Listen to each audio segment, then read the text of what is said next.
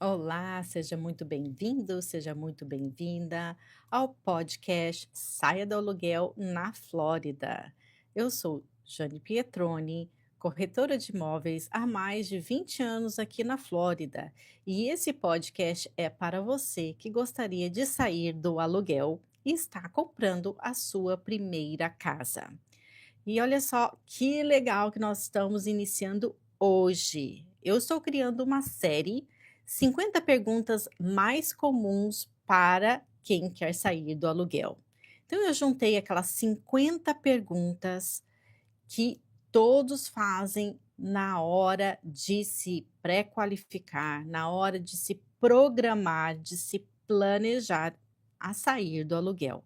Então, eu estou com uma série, hoje é o primeiro episódio dessa série, onde eu vou estar falando das perguntas de 1 a 10. Mas olha só, é uma série com 50 perguntas, mas hoje nós vamos estar cobrindo 10 perguntas, perguntas de 1 a 10 das 50 perguntas mais comuns, aquelas que você precisa estar fazendo antes de sair do aluguel. Então, vamos lá, todos, muito bem-vindo, muito bem-vinda. E se você acha que vai ser importante passar para frente esse episódio, se você quer repartir aí com a sua família, com o seu esposo, com a sua esposa, com alguém que você se importa e precisa estar sabendo destas perguntas, como que você vai nos achar? Vai lá, abaixa o app da Rádio Reli, lá no website ou no YouTube Rádio Reli, você vai encontrar na listagem de podcasts o podcast do Saia do Aluguel na Flórida. E lá todos os episódios que eu tenho da série do Saia do Aluguel vai estar lá gravados e você pode estar assistindo e até encaminhando esses episódios para quem você quer que ele escute. Então, olha só, gente, o episódio Saia do Aluguel na Flórida e a série 50 perguntas mais comuns, 50 perguntas mais comuns, vai ficar gravado e você pode estar achando no YouTube da rádio ou então no meu YouTube, que é Jane Pietroni 9584. Vai lá, Jane Pietroni 9584 e você vai também achar as descrições lá das 50 perguntas mais comuns de quem quer sair do aluguel e você pode estar revisando pergunta por pergunta. Sabe por quê? Maioria dessas perguntas seriam as perguntas que você está fazendo ou você precisa estar fazendo para o seu corretor de imóveis ou para o seu mortgage broker, o cara lá do banco. Então, são perguntas que eu já vou estar introduzindo aqui para vocês, respondendo, comentando e te orientando para que você possa estar saindo do aluguel ou se planejando para sair do aluguel hoje mesmo. Então vamos lá, gente, sem mais demoras, vamos começar com as 50 perguntas mais comuns e hoje, vamos lá que eu tenho elas aqui, hoje eu vou estar falando sobre orçamento, entrada, crédito, juros e claro, aquela pergunta que todo mundo me faz: "É melhor continuar alugando ou comprar agora?", não é? Essa é uma pergunta muito importante. Então, pega aí o seu café, senta num cantinho tranquilo, faz as suas anotações e vem comigo transformar o sonho da casa própria em realidade com um plano real. Então vamos lá, pergunta número 1, aquela pergunta que todo mundo quer saber. Ok, estou a fim de comprar uma casa. Quanto de casa que eu posso comprar? Tá? Então, essa é a primeira pergunta, é a pergunta campeã, é a primeira pergunta que a gente sempre está escutando, é a pergunta que você quer saber. Eu estou no aluguel hoje. E quanto de casa que eu posso comprar? Tá? Então, a resposta vai sempre estar dependendo de três coisas principais: a sua renda mensal, as suas dívidas ativas e a taxa de juros do mercado no momento. Então, essas três coisas é o que vai determinar o quanto você pode estar comprando de casa hoje, ok? Então, de forma geral, os bancos, eles vão considerar que um pagamento de uma forma saudável, né, o pagamento mensal da sua casa, ele deve estar de acordo com o 30% de sua renda bruta, tá. Então, que é esse pagamento mensal? Isso inclui o seu financiamento, os seus impostos, o seu seguro da sua casa, tá. Então, financiamento, o seu IPTU, teu imposto predial, o seguro e, se você tiver num condomínio, também o valor que vai lá para o seu condomínio, tá. A gente chama aqui de HOA, o seu condomínio, ok? Então, vamos dar um exemplo prático? Então, se você ganha US$ 6.000 por mês, tá? Vamos dizer que você ganha US$ 6.000 por mês. O valor do financiamento deve estar por volta de 1.800 a US$ 2.000. É assim. Agora, não se esqueça que você pode estar sempre usando sua renda familiar, tá? Teu mais o seu significant other, quando a gente fala o teu mais um, tá? Então, a renda familiar, você e o teu mais um, então esses 6.000 pode ser 10.000. Então, não esquece que é renda familiar, tá? E o que que acontece? Olha só, o ideal mesmo é fazer uma pré-aprovação.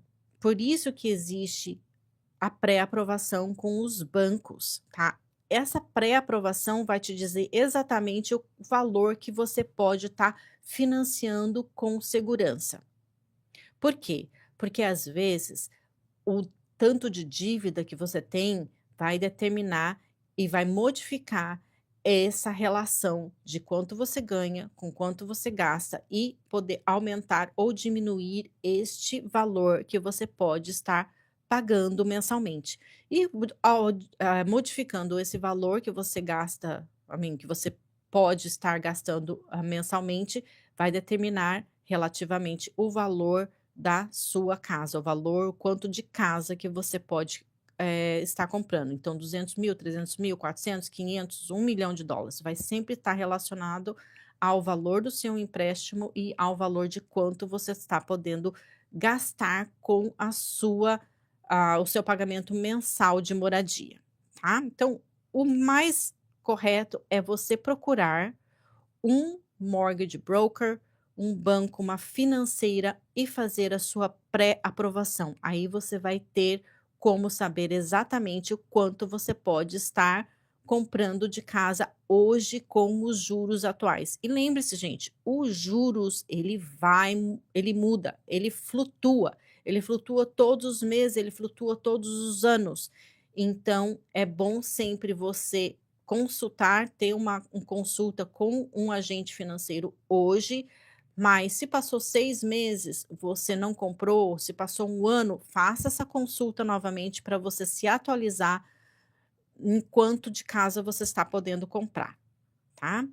E olha só, gente, no próximo episódio eu vou estar te ensinando direitinho como esse processo funciona de acordo com as minhas perguntas. Então, vou deixar um gostinho a mais para o meu próximo episódio para você saber o que mais vem por aí a respeito dessa parte de classificação e pré-qualificação, tá?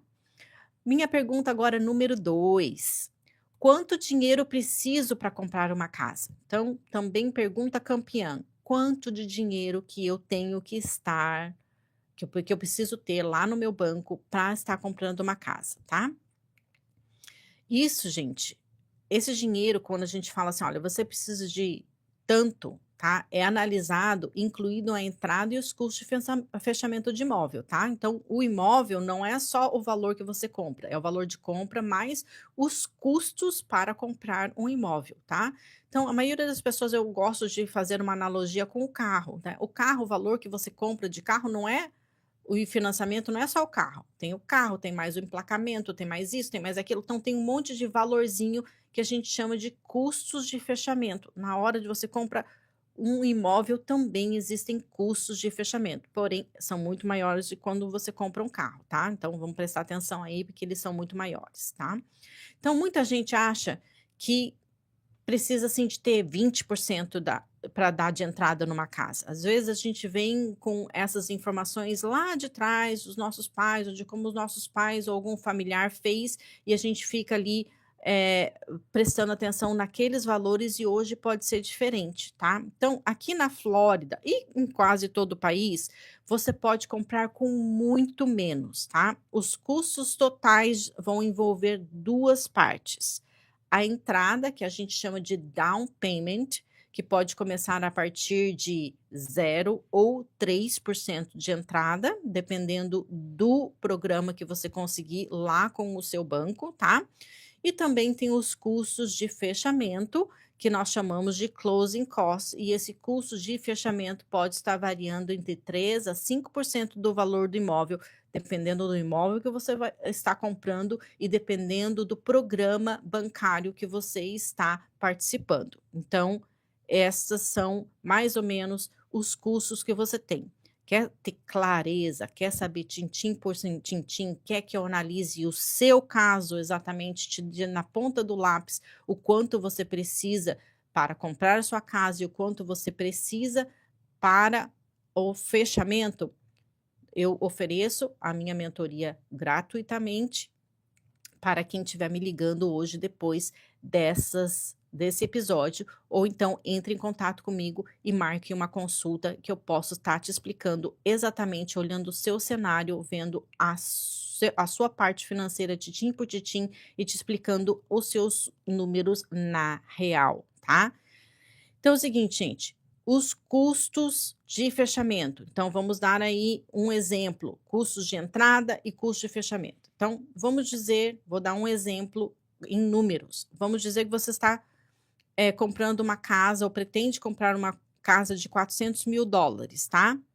Os custos de fechamento vai ser entre 12 e US$ 20.000, tá? Custo de fechamento vai ser entre 12 e US$ 20.000. A entrada pode ser de 3, a partir de 3%, tá? A partir de 3%, dependendo do tipo de financiamento. Então, você precisa da sua entrada, dependendo do tipo de financiamento que você obter com o banco, você vai saber se é 3, se é 5, se é 10, se é 20, o que que você quer dar de entrada, e fora essa entrada, custo de financiamento, que é entre 3 e 5% do valor do imóvel, ok? Então, esses são os números que você tem que estar anotando aí, tá? O down payment, onde que você vai conseguir esse valor de down payment? Se qualificando com um banco, tendo uma pré-qualificação com o banco, você já vai saber se você vai para um programa de 3, de 5, de 10, de 20, 25 ou 30%, ou que seja a porcentagem que o seu banco vai permitir você usar. E, fora isso, de 3 a 5%, são os custos de fechamento normal para quem está comprando com um financiamento bancário, ok? Então, ou seja, planejar na compra é essencial para que você tenha essa clareza e para que você saiba se minha compra pode ser para já, ou se eu tenho que juntar dinheiro mais 6 meses, mais um ano, mais 2. Então, essas continhas que são as primeiras que a gente vai fazer, te orientar para que você tenha a sua firmeza que você pode estar comprando daqui 6 meses, daqui um ano, ou você já está pronto para comprar, tá? Então vamos lá, nossa pergunta número 3. Quanto eu devo juntar para a entrada? Então, quanto eu devo juntar? Quanto que eu tenho que ter no banco, tá? Então, em média, tá, você tem que ter a partir de 3% de entrada do valor da casa. Por quê? Os nossos programas mais facilitadores para o comprador de primeira vez, que a gente chama de FHA, que é um programa lá do Federal Housing Administration, ok? O FHA, ele começa a partir de 3,5%. Convencional, você pode começar a partir de 3% de entrada, mas os requerimentos para isso são um pouco mais altos. Você tem que ter um crédito excelente para que eles deixem você dar só 3% de entrada. Então, para quem não tem um crédito excelente, para que tenha um crédito assim, ok, que é a maioria das pessoas que a gente tem um crédito não excelente, mas um bom crédito, tá? Nós estamos falando de 3,5%, 3,5%, a partir de 3,5% é os programas mais facilitadores para a compra do imóvel. Então, quanto você deve juntar? Então, mínimo 3% ou, no caso, 3,5%, se você não tem um crédito excelente, tá? É o valor da sua entrada, começando com 3,5%. Eu quero que todo mundo, quando fala assim: olha, eu não sei qual que é o teu crédito, não vou nem perguntar. Então, comece com 3,5%, tá? 3,5% é o valor mínimo que você tem, tá? Agora, se você consegue juntar um pouco mais, tá? Você pode conseguir uma taxa de juros menor e até evitar o seguro hipotecário, que a gente chama de PMI, tá? É o Premium Mortgage Insurance. É um seguro hipotecário que o banco vai te cobrar se você não der uma entrada acima de 20%. Então, olha só, vou estar falando mais sobre isso no meu próximo episódio. Vai estar entre as minhas perguntas a explicação certinha do que é PMI. Então, guarda lá para o próximo episódio. Então, é sempre importante você começar com as primeiras perguntas e ir construindo suas perguntas a caminho. Você vê que uma pergunta vai levar e vai gerar a próxima pergunta. Mas deixa eu deixar aqui na minha pergunta número 4, não vou me prolongar nessa, vamos deixar para etapa 2, episódio 2, algumas outras perguntinhas só relacionadas a financiamento, tá? Então vamos lá. Pergunta número 4. Posso comprar uma casa com pouca ou nenhuma entrada? Zero, nada, niente. Então vamos lá. Pode ou não pode? Vamos lá. Posso comprar uma casa com pouca ou nenhuma entrada? Sim, você pode. Presta atenção, sim, você pode. Mas como é que você vai fazer isso, tá? Então vamos lá. Existem programas que ajudam o comprador iniciante. Então, para pouca entrada, existe o programa FHA Loan, tá? FHA, que pede apenas 3,5% de entrada, tá? Zero de entrada, quem qualifica? VA Loans, se você é veterano, você pode estar comprando com 0%, nada, 0% de entrada. Então, VA Loans. E o que mais que nós temos por aí, gente? Nós temos vários programas estaduais, como o Hometown Heroes aqui na Flórida. Eu fiz um episódio com a mortgage broker Andrea só sobre Hometown Heroes. É um programa que ele aparece praticamente todos os anos e o Hometown Heroes, por exemplo, esse ano está dando até $35.000 para você comprar a sua casa e você pode usar isso como a sua entrada. Ele dá ajudas de custos de fechamento e de entrada para você. Então, tem como você comprar com zero? Tem, mesmo não sendo um veterano, ok? Então, existem programas de assistência, tá? Hometown Heroes, $35.000 esse ano, que dá para ajudar os seus custos de entrada, e existem outros programas de grant, tá? Quer saber mais sobre programas de grant? Entre em contato com a gente te orienta onde procurar, o que está valendo agora no momento, o que está valendo agora no mercado, o que tem disponível no seu condado, tá? O que tem disponível na sua cidade. Tem várias cidades, gente, que sobra dinheiro todos os anos. Sobra dinheiro, por quê? Porque as pessoas não conhecem e não são orientadas para o programa. E por que elas não são orientadas para o programa? Posso ser sincera? Verdade nua e crua. Por quê? Porque o cara do banco, o profissional da área financeira, vai estar trabalhando muito mais, dobrado, triplicado para conseguir um empréstimo deste tipo para você. Então, eles não divulgam, tá? Mesma coisa o corretor, gente. A gente trabalha o dobro, o triplo para conseguir fazer com que você se qualifique num programa desse para você ter esse benefício de dinheiro. Então, são todos os corretores que gostam de estar trabalhando com as pessoas que procuram 0% de entrada? Não, não são.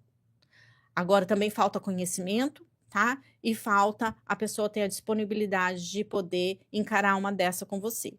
Então, se você quer usar os profissionais corretos, você tem que estar procurando os profissionais que vão estar ok em estar te ajudando a fazer um programa com 0% de entrada, porque eles vão ganhar menos e vão ter muito mais trabalho. Então, saiba selecionar quem são os profissionais para o seu tipo de necessidade. Porque às vezes você pode estar levando o nome de um profissional falando: "Não, isso não existe, isso não dá", mas na verdade existe, é só o profissional que você contactou que não é o mais ideal para a sua situação. Então fica a dica, tá. Então, hoje então não é, na verdade, sobre o quanto você tem hoje, tá, gente. Então é sobre como se planejar e usar as oportunidades certas do mercado, tá. Então, se o teu objetivo é comprar zero de entrada, existe como, tá, existe como.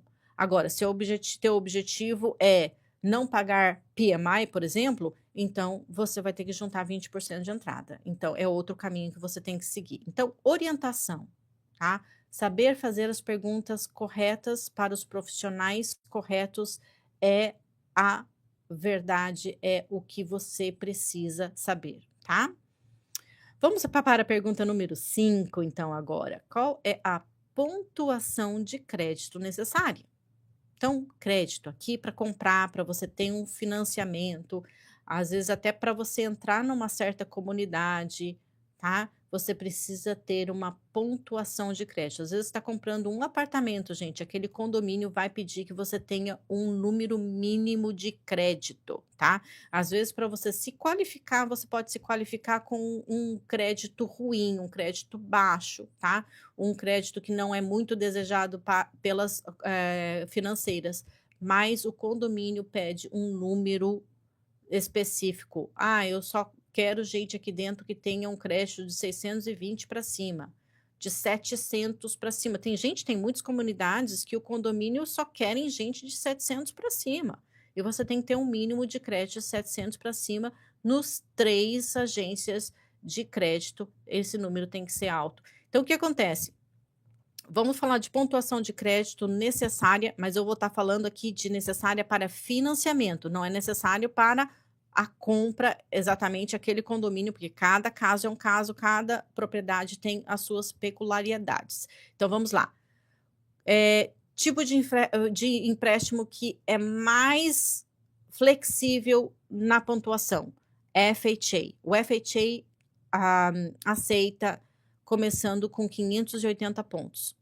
880 pontos, gente, é um crédito ruim, tá. Então 580 pontos, o FHA já te aceita. Então, você tem crédito ruim, vai para o FHA vai te aceitar, tá. Convencional, com uma pré-qualificação para um empréstimo, que a gente chama de convencional, pede no mínimo 620 pontos ou mais. O mais comum para o convencional mesmo, para falar a verdade, é 640 pontos para cima, tá? Mas alguns bancos usam convencional a partir de 620. Mais comum, 640 para cima. O VA para os veteranos, tá, gente? Veteranos. VA também fica a partir de 580, mas depende do banco. 580, dependendo do banco, o VA também pode começar a comprar com um crédito ruim, tá? E quanto na realidade, vamos dar a realidade. Quanto maior o seu crédito melhor vai ser as taxas de juro que você vai conseguir. Então, quanto maior o crédito, melhor a taxa de juros. O que significa melhor, gente? Mais baixa é a taxa de juros, tá? Então, minha dica de 1 milhão. Antes de você aplicar, tá?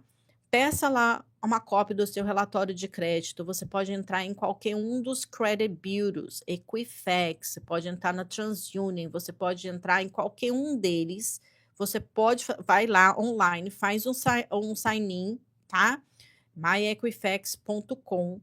Vai lá, coloca os seus dados lá e puxa o seu crédito. Você tem condições de você ver o seu crédito lá, o seu crédito em detalhes, tá, gente? Em detalhes. Não é só ver sua pontuação, que hoje em dia é oferecida junto com a sua conta de banco, com os seus cartões de crédito. Não é só. Não, você precisa analisar as suas contas em detalhe. Então, quando você usa uma das agências de crédito, vai estar dizendo a porcentagem lá, 20% corresponde a isso, 50% do seu crédito corresponde ao teu, sei lá, histórico de crédito, outros 50% corresponde a quanto você paga de contas em dia. Então, tem lá uma porcentagem que te explica o seu crédito é baseado e analisado nisso e é assim que a gente analisa. Então, para você ter essa educação e você entender aonde que pode ser que o seu crédito esteja baixo, onde você pode estar melhorando. A maioria das vezes você só tem que estar sabendo trabalhar os balanços do seu cartão de crédito para o seu crédito melhorar. Ou a data que você está pagando as suas contas, porque às vezes a pessoa entende as datas erradas. Acontece muito aqui, gente. A pessoa acha que tem que pagar aquela conta não no due date, que é o dia que vence, dia primeiro. Aí a pessoa, você tem um negócio lá, você pode pagar no dia primeiro, mas você tem até o dia 5 para pagar sem juros. A pessoa vai lá e paga no dia 5. Não, seu due date é dia primeiro, dia 5 já está pagando atrasado. Então tudo isso é contado lá com as agências de crédito, os dias que você faz o seu pagamento, quantos dias é atrasado o seu pagamento e qual é o valor de pagamento que você faz correlacionado à sua dívida total e o seu balanço de crédito. Então isso é muito importante. Então tenta entender, tá? Organizar o seu crédito é o seu primeiro passo para você estar financiando lá na frente com tranquilidade, com o menor juros possível. Então pegue uma cópia do seu relatório de crédito, veja lá se tem algum erro. Gente, às vezes as pessoas acham, poxa, tem um negócio aqui, essa conta não é minha. Vai atrás, vai corrigir o que está de errado no seu crédito. Ou às vezes tem um negócio lá que você não sabia que existia aquela conta. Vai atrás, lembrou, putz, é verdade, eu tenho essa conta. Vai lá e paga aquela conta, tá? Então é sempre bom, eu sempre recomendo os meus clientes, uma vez por ano, vai lá, puxa o seu crédito, uma vez por ano você pode ter o seu relatório inteiro de crédito de graça, tá? Annualcreditscore.com. Uma vez por ano você pode estar tirando o seu relatório de crédito dos 3 bureaus uma vez por ano de graça. Então use esse benefício e tenha atualizado o que está acontecendo no seu crédito, tenta entender o que está acontecendo com o seu crédito e como ele é gerado para que você tenha o melhor número possível dentro das 3 agências de crédito, ok? Então vamos lá agora ligar isso com a pergunta número 6. Pergunta número 6. Como que as taxas de juros afetam o meu poder de compra, tá? Então lembra que eu estou falando para vocês que quanto maior o seu crédito, menor a sua taxa de juros. E isso é relativo com o poder de compra que você tem. Então, quanto menor os seus juros, mais casa você pode comprar. Não é mais casa, não é o tamanho da casa, o valor da casa. O maior o valor da casa que você pode comprar. Então, os juros, quanto menor for os seus juros, maior o valor que você pode ter de aprovação para uma casa. É simples assim, gente. Então, 1% de diferença de taxa, gente, muda bastante tanto o valor da sua parcela quanto o valor de casa que você pode comprar. Nós estamos falando de 20, 30, 40, 50 mil dólares de diferença em 1% de juros, tá? Então, se você trabalha bem no seu crédito para ter o benefício, em vez de você conseguir 7,5%, 6% de juros, você vai aumentar bastante o teu potencial em compra, o teu poder de compra. Então, tem 2 formas que você pode se beneficiar do juros, tá? Ou da época do mercado, tá? Onde nós já tivemos as épocas que você podia comprar com juros bem baratos, a 4%, a 3%, a 5%, por exemplo, do que hoje, tá? Mas você também pode estar trabalhando no seu crédito para que, onde está todo mundo comprando a 7,5, você vai estar podendo comprar a 6,5. E isso te dá um maior poder de compra no valor do imóvel, tá? Então, vamos dar um exemplo aí prático, gente. Exemplo prático para você. Uma casa de 400 mil dólares com juros de 6%, tá? Vai estar gerando um pagamento mensal em torno de 2.400 dólares, ok? Então, se você trabalha no seu crédito ou se abaixa os juros, porque os bancos abaixaram os juros, vamos dizer que os juros caem para 5%. Então, 6% 2.400, 5%, quanto que vai cair?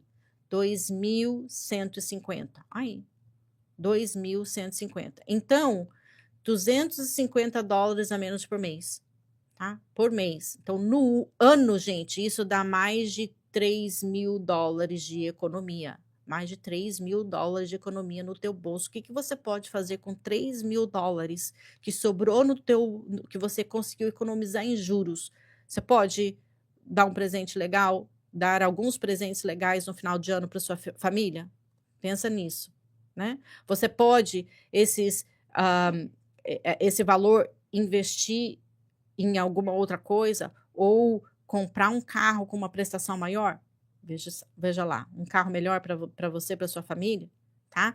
Então, veja o que você pode estar fazendo com essas economias para que você sinta-se incentivado a fazer o melhor para sua família. Porque às vezes, gente, dá uma preguicinha de ficar lá anotando, olhando, calculando os balanços do cartão de crédito para você fazer o que é certo, o pagamento correto, no tempo correto. Gente, isso dá trabalho. Isso significa você ser um bom pagador, quando você se incomoda com o uma maneira mais correta de pagar as contas, mais eficiente de pagar as contas, mais eficaz de pagar as suas contas, para com que o seu crédito fique lá em cima, super alto, tá? Então é por isso, gente, que entender o momento certo e conversar com o seu mortgage broker, com o seu corretor, faz toda a diferença, gente, faz toda a diferença, tá? Então, é ótimo quando você se eduque desde o começo, porque com o planejamento correto, você vai comprar uma casa com tranquilidade e sabendo que você está conseguindo a melhor oportunidade no mercado naquele momento. E é para isso que a gente está aqui, tanto nós, corretores de imóveis, como os corretores da parte financeira, né, o banco, eu chamo de banco, né, os corretores da parte financeira, eles são muito importantes para que você tenha noção que você vai estar fazendo a compra, melhor compra que você pode naquele momento. Então vamos agora para a pergunta número 7, gente. Pergunta número 7. É um bom momento para comprar? Receba essa pergunta, gente, toda semana. Toda semana. Olha, o melhor momento para comprar é quando a sua vida está pronta. Quando você está pronto financeiramente, esse é o momento ideal para comprar. Pronto, falei. Existe um momento, mas o momento ideal foi o ano passado? Não, não foi o ano passado. O momento ideal é quando você está pronto, você faz o seu momento ser o mais ideal, aquele momento que você devia estar fazendo isso na sua vida. Pronto, falei, tá? Qual que é a próxima pergunta que a gente tem, gente? Mais duas para acabar. Os preços, tá? Os preços e as taxas vão cair? Outra pergunta que eu escuto toda semana. Gente, vai cair os preços das casas? Vai cair os preços das taxas? Então, olha só. Ninguém tem bola de cristal, gente. Eu falo isso daí todas as semanas. Ninguém tem bola de cristal. Nem os economistas têm bola de cristal. Mas, historicamente, o que eu posso te falar é que os preços dos imóveis nos Estados Unidos sobem ao longo dos anos, mesmo quando há pequenas quedas no curto prazo, historicamente vai subir. Isso, a gente teve a crise de 2006, que foi uma coisa atípica, né? Não vou falar isso que vai acontecer de novo, não vou estar falando, nós estamos numa bolha, vai acontecer a qualquer momento. Gente, isso é especulação, tá? Muita especulação. Ninguém tem bolha de cristal. O que eu posso falar para vocês é que, historicamente, os preços das casas continuam subindo ao longo dos anos. Pronto, falei, tá? Momento perfeito, gente, às vezes não é aquele ali, ou comparado com esse ano, com o ano passado, ou talvez com o ano que vem. O momento perfeito é aquele que você faz ele ser perfeito, é a hora que você está pronto para comprar. É isso, tá? Pergunta número 9, gente, e eu escuto essa pergunta também todas as semanas. É melhor continuar alugando ou comprar? Tá melhor alugar ou comprar uma casa, tá? É o seguinte, gente, depende do seu momento. Tem um momento de alugar e tem um momento de comprar. tá? O aluguel, se é só o aluguel que vai caber no seu orçamento agora, se você precisa de tempo para estar se organizando, organizando o seu crédito, é hora agora é de continuar alugando, tá? A hora de comprar é a hora que você está pronto para comprar, que você se planejou para comprar, a hora que você está com uma estabilidade financeira, é a hora, é quando você sabe que você vai estar ficando naquela região, porque comprar é um passo que muda o teu futuro. Então, agora é a hora? Não, você vai saber qual que é a hora. A hora de você alugar é a hora de você alugar e a hora que você está pronto para comprar é a hora que você está pronto para comprar, tá? Tenha uma coisa que eu falo para todos os meus clientes, gente, eu gosto de falar a verdade nua e crua, tá? Você tem que ter uma estabilidade financeira, você tem que pretender ficar na região por um tempo, tá? Esses 2 fatores, estabilidade financeira e vai querer ficar aqui por um tempinho, porque não adianta você comprar hoje e falar assim: "Oh, tô me mudando, eu preciso me mudar, eu não gostei de ficar aqui". Então, analise a região, gostou da região, tem estabilidade financeira, é hora de comprar, tá? Vamos dar um exemplinho, prático, tá? Vamos dizer que você tem $2.500 dólares de aluguel por mês, que às vezes a pessoa fica só comprando a parte financeira, tá? 2.500 de aluguel por mês, tá? Você gasta 30.000 por ano. Gente, esse dinheiro não volta. Você está pagando o mortgage do seu landlord, do dono da casa. Por que não pagar o seu próprio mortgage? Então, $2.500 que você está pagando o mortgage de alguém poderia ser o seu mortgage. Só isso que eu falo para as pessoas. Agora, tem a hora de alugar e tem a hora de comprar. Se prepare para comprar se você não quer ficar dando esses 2.500 ou esses $30.000 no lixo todo ano. É só isso que eu falo, é simples, é bem simples a realidade, tá? Construa o seu patrimônio, você dando 2.500 porque é teu, lá na frente, em 20 anos, 30 anos, é teu e é um legado para sua família, é, os seus filhos têm um legado, têm um imóvel, tem já onde começar, enfim, é um patrimônio, é isso que eu falo. E na minha última pergunta, gente, número 10, tá? Quanto tempo eu preciso ficar na casa para valer a pena? Então, as pessoas que não têm tranquilidade ou sabem que um pouquinho depois vai estar se mudando dali devido ao trabalho, geralmente é devido ao trabalho. Vale a pena então comprar uma casa? Vou ficar sempre alugando porque eu não tenho estabilidade de ah, da onde eu vou ficar? Então, é o seguinte, e olha, não é todo corretor que vai concordar com a minha resposta agora, porque eu sou verdadeira, tá? O ideal é você ficar pelo menos 3 a 5 anos no imóvel. 3 a 5 anos no imóvel. Por quê? Porque olha só, se você comprou hoje, está precisando vender o ano que vem, não deu tempo de valorizar a casa nem para você pagar os seus closing costs de venda, gente. Existem closing costs na hora que você vende, tá? Então, os primeiros anos, principalmente do seu financiamento, tá?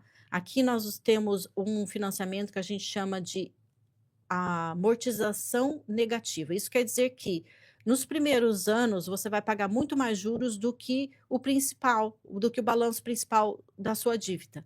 Então, os primeiros anos você quase não pagou nada da sua dívida, você pagou só juros, tá?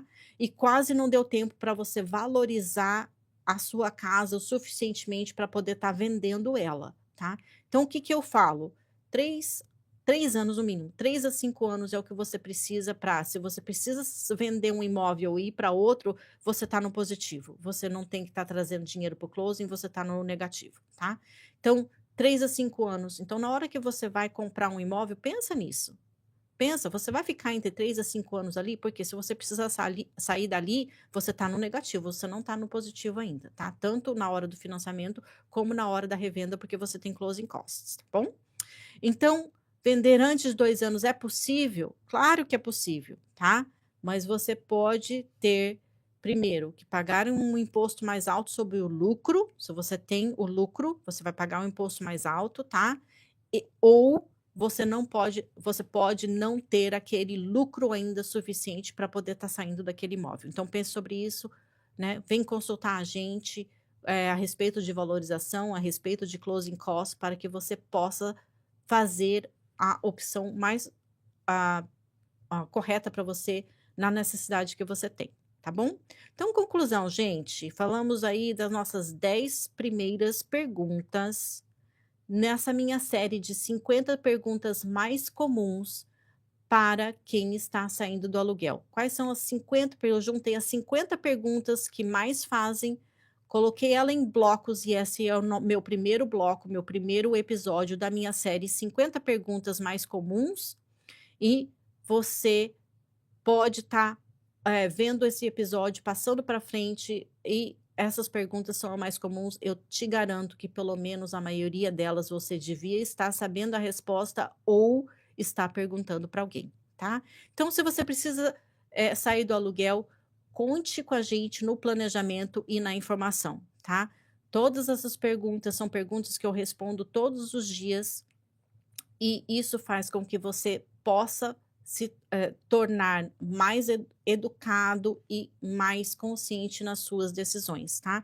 E eu sou bem honesta e bem verdadeira nas minhas respostas. Às vezes não é a resposta que você gostaria de escutar e não é a resposta que muitos outros profissionais vão estar falando para você. Porém, eu acho que a melhor verdade que a gente pode estar falando para você é onde você, como consumidor, amanhã depois pode estar tomando a decisão mais correta, e é assim que eu trabalho, é assim que eu gosto de estar trabalhando com os meus clientes. Por isso que eu estou aqui, gente, há mais de 20 anos, não é verdade? Então é isso. Então, é o seguinte, vou deixar então um finalzinho aqui para vocês. A casa ideal é aquela que cabe no seu bolso e faz sentido na sua história e no seu tempo. Então, quer comprar sua casa? Não esqueça disso, gente.